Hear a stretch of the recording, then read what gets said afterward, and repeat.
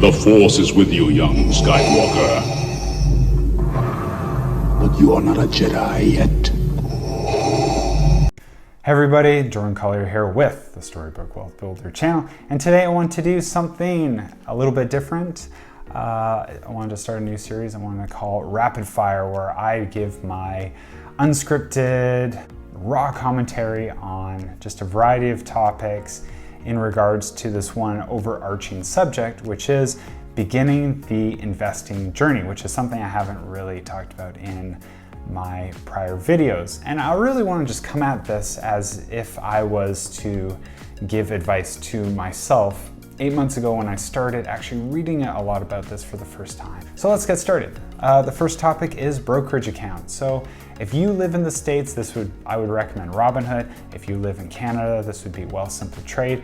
What the two have in common is they are both commission-free trading platforms, which means if you buy or sell a stock, that you do not have to pay anything more than what the stock price is, as opposed to if you had a banking brokerage account, you would probably have to pay, say, $10 if you were to buy and sell 1, 10, 100,000 shares of any particular ETF or stock.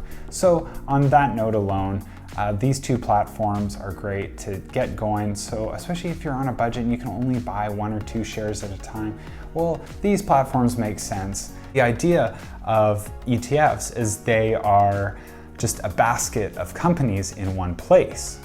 So you can get into an ETF and then after that start reading books, as I'll suggest in the next topics. So I would suggest an ETF that tracks, say, the S&P 500.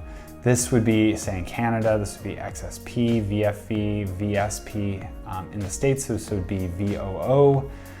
These are ticker symbols, so you just type them in on these platforms and they'll search.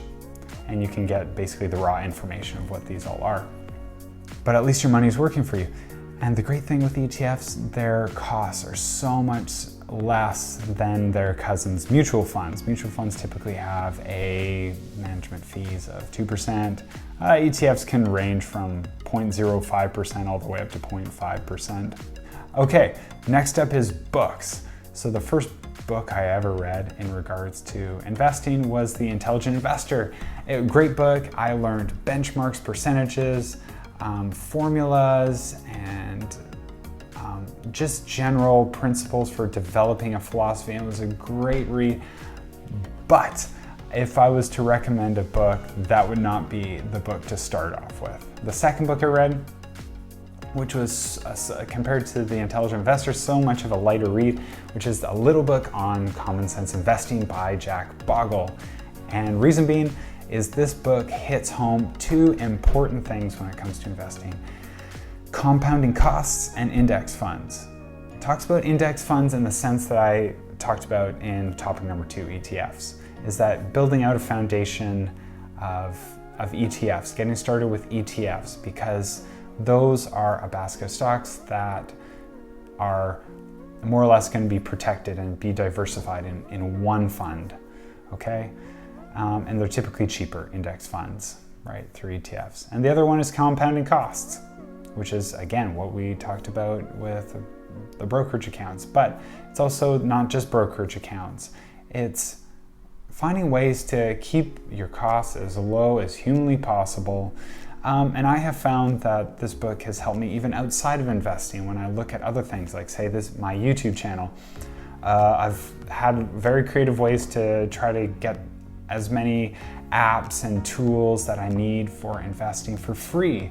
And I always think back to that book when it comes to that, whether it be, yes, with an app or some sort of program, or even lighting for this video. I mean, right over here is a lamp, right? That helps at least light up this side of my face, because if I didn't have that there'd be a huge shadow right here, right? Or I could have gone out and bought some sort of expensive light, and it's like, no, I'll just use what I have around the house. So I found that book was definitely helpful for not just investing, but anything outside of investing, as I try to build out this channel and also build out my portfolio.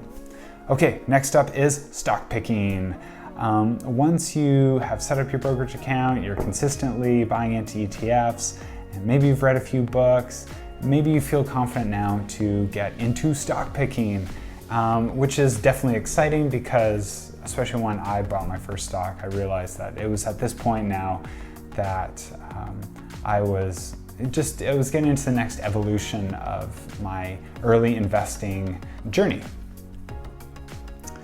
But one of the first questions before you buy any stock is I would ask you to ask yourselves what kind of investor you want to be. You might say, Jordan, I don't know what you mean by that. Well, I'll give you an idea. There are these, I would say, kind of two avenues to go down. There is what you call value and there's what you call growth. And identifying which camp you're in is going to set your mantras probably going forward. So if you're value, if you're into value stocks, you're probably into more established companies. They're paying dividends.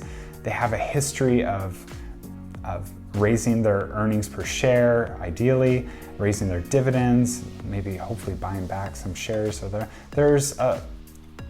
but their growth, like as in stock price, probably isn't going up that high. But on the flip side, maybe their dividend growth is. So in the other camp, you have growth. This is you're into companies that are maybe more highly leveraged, but their growth could be totally exponential. There's a lot of promise there. Growth simply just means you're doing better than the market. Okay, and then lastly, investing, simple, not easy. This is something Charlie Munger, who is Warren Buffett's right-hand man, has discussed, is that the stock market is simple, as in the mechanics of it are simple. You can get into it fairly easily. You can push a button to buy something or sell something very easily. I think what Charlie Munger means when he says it's not easy is that your emotions, you're going to be battling your convictions like crazy.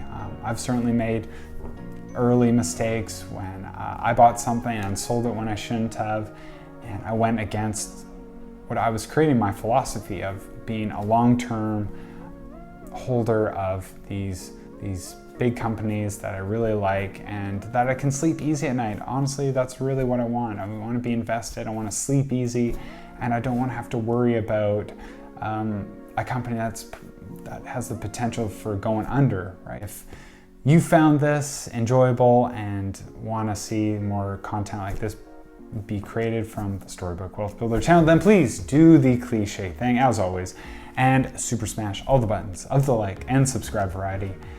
Make your opinions known in the comments below, and I will see you all next time.